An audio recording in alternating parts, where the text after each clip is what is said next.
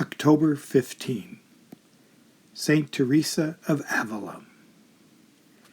As a little girl in her parents' rich home in Spain, Teresa and her brother Rodrigo loved to read the lives of the saints and martyrs.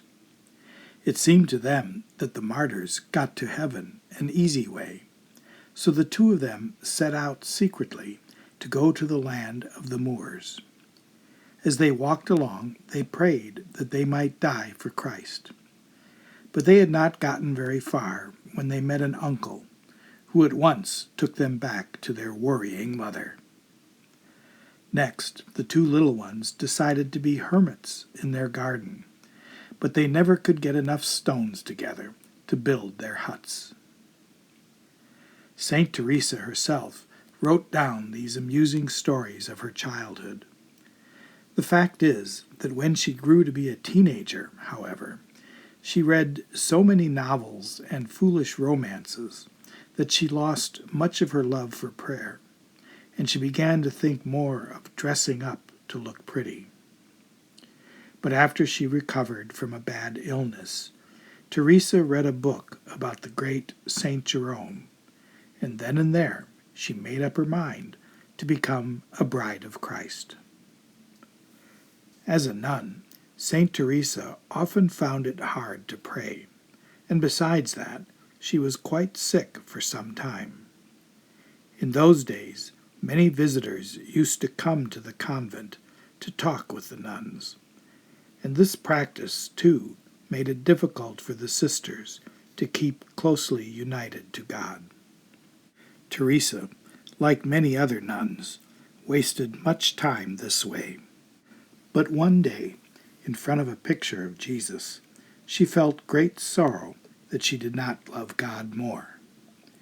She started then to live for Him alone, no matter what sacrifice had to be made. In return for her love, our Lord gave Saint Teresa the privilege of hearing Him talk to her. She learned to pray in a marvelous way, too, and she wrote down in obedience all that she had experienced. Saint Teresa of Avila is very famous for having opened new Carmelite convents in which no worldly conversations with other visitors disturbed their prayer. Her nuns made many sacrifices to Jesus and worked and prayed with great love. She herself gave them the example, not only by the way she prayed, but by the way she worked in spinning, cleaning, and sweeping the house. Always Saint Teresa placed all her hopes in God. Once, in opening a new convent, she had just a few coins to her name.